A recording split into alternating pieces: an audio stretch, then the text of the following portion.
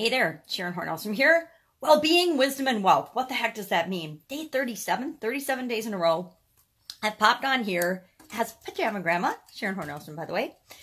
In case you haven't met yet, go ahead and put hashtag pajama in the comments below. So now it's the first time you're being exposed to Pajama Grandma and all my interestingness. Today is going to be the last day, I think, for a while in this series of sharing different cards. The end of the year for me, and I don't know, maybe for you, tends to be a little hectic and chaotic. And we had especially a lot of strange things going on in this December. So I needed some things to keep me focused and keep me on the positive and keep me going down the right track.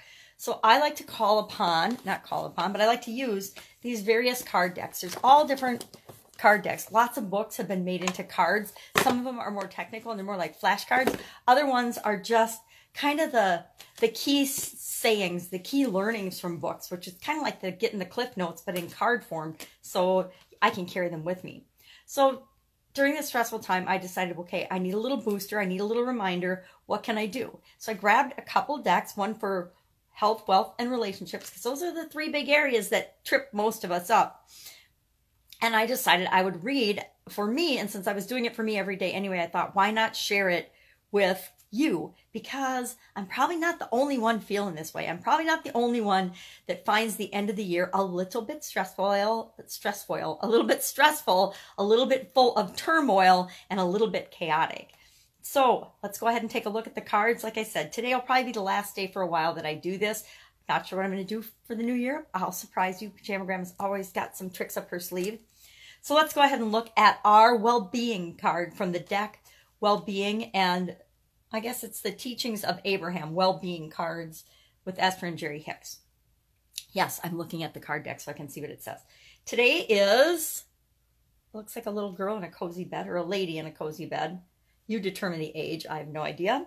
It says, the universe knows me and the universe adores me. The universe knows and loves you. God knows and loves you. Whatever you believe in an infinite being, an infinite universe, it knows you and it loves you.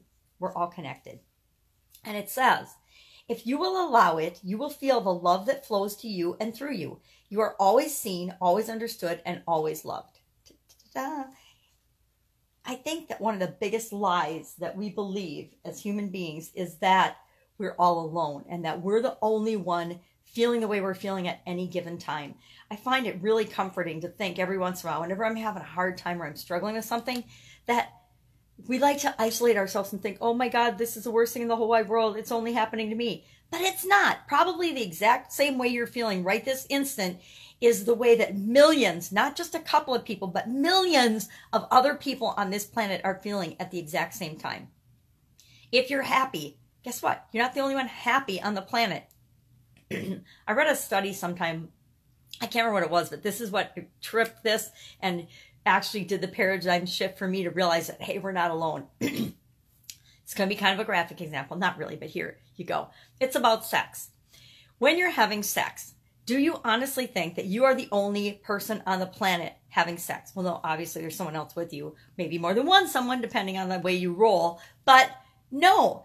And I can't remember, there was a statistic that said the amount of people that were usually having sex at the same time at any given time. And it was like a huge number. And that's what got me to thinking, well, if I'm feeling lonely or scared or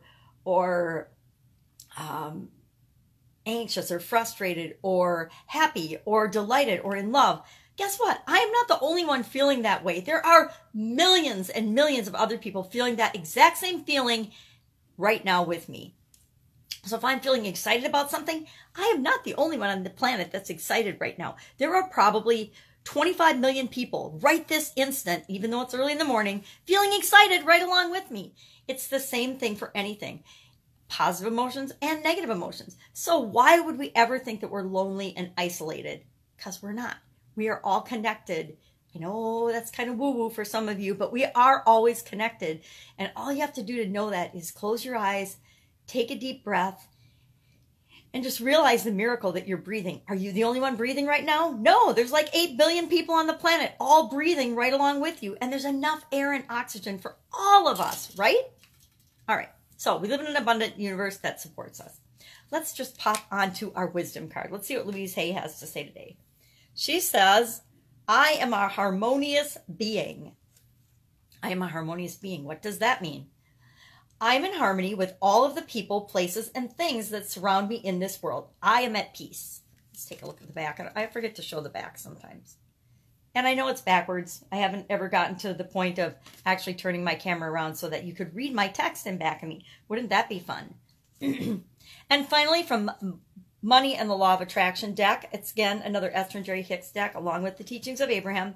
It says, money isn't everything, but, money isn't everything, but. You're right when you think money isn't everything. You certainly do not need money to have joy in your experience. But in your society, where so much of what you live is tied to money in some way, most of you associate money with freedom.